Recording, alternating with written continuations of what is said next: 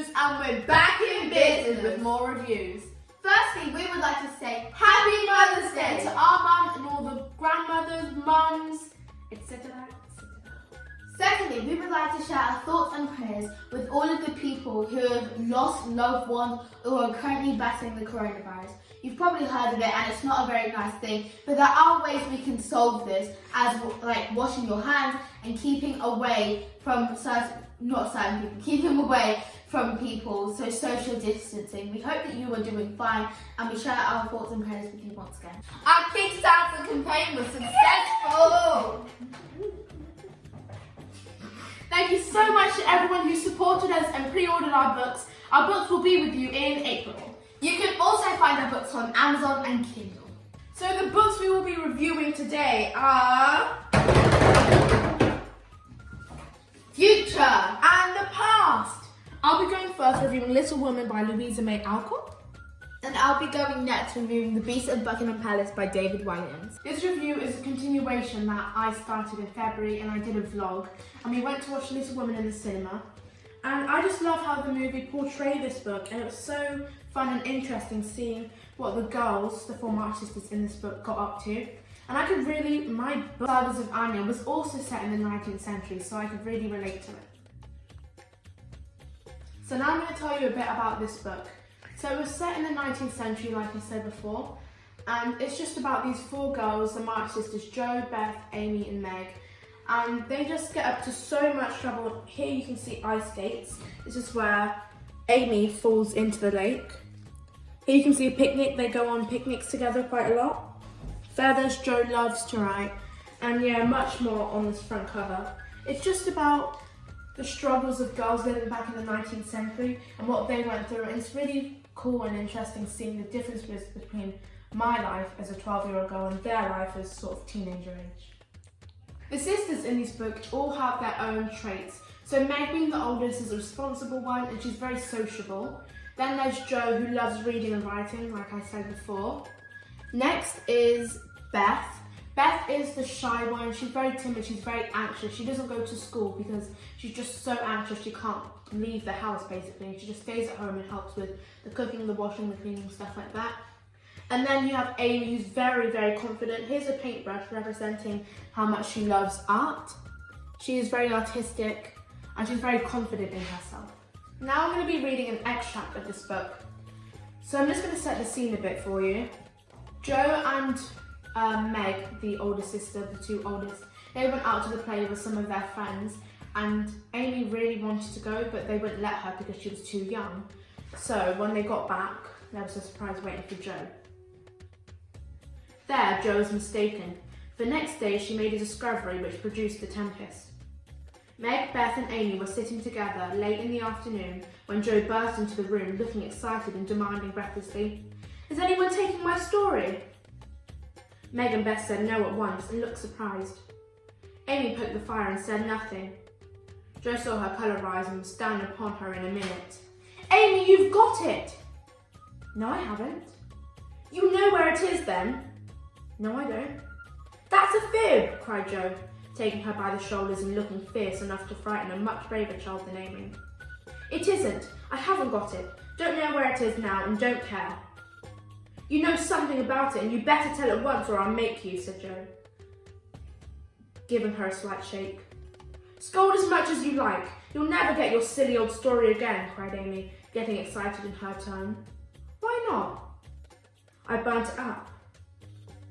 That's my taster. So that was my taster. I hope you guys got a flair for the excitement in this book. And it's such a good one to read when you're cooped up indoors because of the silly coronavirus, unfortunately. But this one's such a good book. It's a classic. You guys should definitely give it a try. Hey, it's Aiyven and I'm going to be reviewing The Beast of Buckingham Palace. This book was actually requested by one of our Instagram followers, Oscar. So thank you so much. The review is finally here. Sorry it took quite long. The author was David Walliams and the illustrator was Tony Ross. This book has awesome illustrations as well, and it shows a few of the characters at the start. This is Alfred, the main character. He is quite a sickly boy. This is the king. He was once a great ruler and a kind father. Now he is as lost as his kingdom. This is the Queen. She's a very posh lady and she's very nice and loving. There's a lot more characters, but I'm only going to explain. I only am going to tell you these three because I think these three are very important to the book. So a bit about the book. It's really odd because I think this is the first book that I've reviewed that is so far in the future, because if you can see Britain, the future, the year is 2120. So that's 100 years from now, and it's currently 2020. So that's 100 years from now, and you know, you can just see Britain isn't looking too great. Hopefully it's not exactly like that, but it doesn't look like a place you'd want to be. Anyways, this book is really good, and as most David Walliams books are, the age rating is like 7 or 8 plus. It's just quite a big book, so I'd say 8 plus for this one. A brief summary of this book is that this young boy of 12 called Alfred, he is living in Britain in the year 2120, and it's in ruins. Everything is horrible, and it's just terrible. And there's these people called the revolutionaries, and they're coming over and they're bombing St. Paul's Cathedral and all of the sites in Britain, and they're making it a horrible place. And the king isn't really doing much about it. And Alfred, he's supposed to stay in his room when it's dark, but he sneaks out and he finds out that the king, his dad, is up to some very troublesome business. And when his mum gets taken away, he understands what it's all about with the help of a few people. This book is amazing for plot twists. I was just reading through late at night and I was like, oh my gosh, it's so good. Now I'm going to do the extract. This is chapter 4, called The Lost Soul.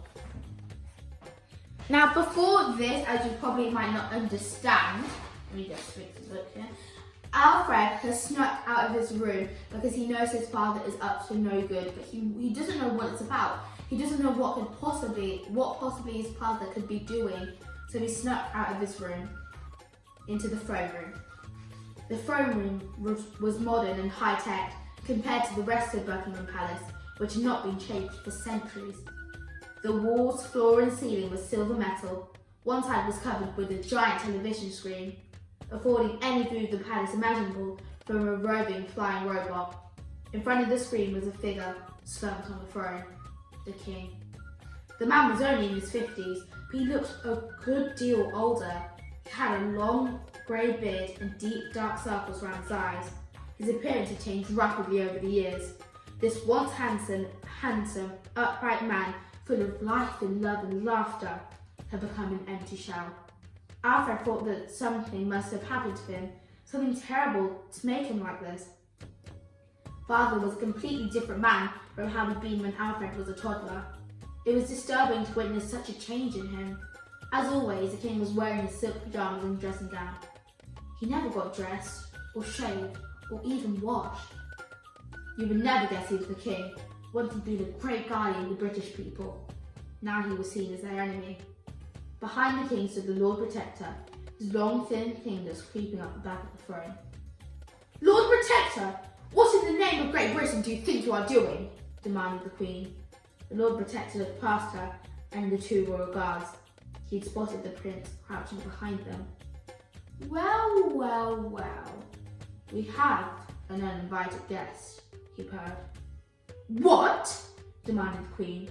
She looked round to see her son lurking there. I'm sorry, Mama. The Queen was furious.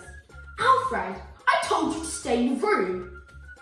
I know, but I couldn't just let them take you away, not without a fight. The Queen mouthed, I love you to her son. The boy mouthed, I love you back. Father, shouted Alfred, they're taking Mama away, you have to stop them.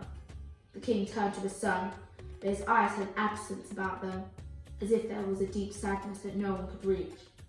He was staring at Alfred, seemed to look right through him into space. There appeared to be no thought or feeling within him. One thing I try to do when reading the extract and choosing the extract of the books I'm reviewing is leave a note of suspense in the air, so that will urge you to go and buy the books. Now we're all cooped in, I personally feel there's nothing better to curl up in bed with a book and maybe a few snacks. And it's just amazing. I hope that this urges you to go and buy the book, even though it may be hard to find it.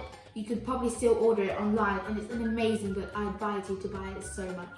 Now Kirsten is back, we can move on to the best part of the book. Kirsten, what was the best part of your book? I think the best part of my book was just the sisterly love in this book, and I don't think I mentioned this in my review, but Jo has to go through so much to get her book published. She has to do compromises to change the endings, because back in those days they didn't want women to get their own jobs and do their own way. They just wanted them to be housewives, cooking, cleaning, looking after the kids. That was what women were there put on the earth to do. They didn't really associate them with having their own jobs, having their own businesses, stuff like that. So I think Jo's determination is really good, and the sisterly love in this book is just so good, seeing how they have their fights like every sisters these days, but then they also have their moments when they're really there for each other, and that's why I really like this book. So Aiyven, what was the best part of your book? Well, I'd like to say the whole book, but I can't really say that. But I just like the plot twist in it. It's just amazing. He comes up with the best things. I don't know if he plans this before, or I don't know if David plans this before, or if he just comes up with this on the spot, but it's amazing. And young Alfred, I like it how he won't stop trying. I'm not going to say what he won't stop trying with, but he just won't stop trying. So guys, that's the end of our review. Thank you so much for watching. Make sure to like, subscribe, and click that bell so you can get notified every time we do. Thank you guys so much for watching. Bye! Stay safe! Hey guys, what's up? It's Kirsten. We're here with Monica. It's her birthday. Say happy birthday, guys. But yeah, I'm here as well. yeah, there's Aiyven and Mama in the front. Hello. We're driving to Cineworld. No, we're in Cineworld. Oh, okay. And we're gonna watch Little Women. We've got the book here. Look out for the review soon. We're gonna go and watch it because it's Monica's birthday, so we brought Monica as well. But yeah, so we'll see you at the cinema.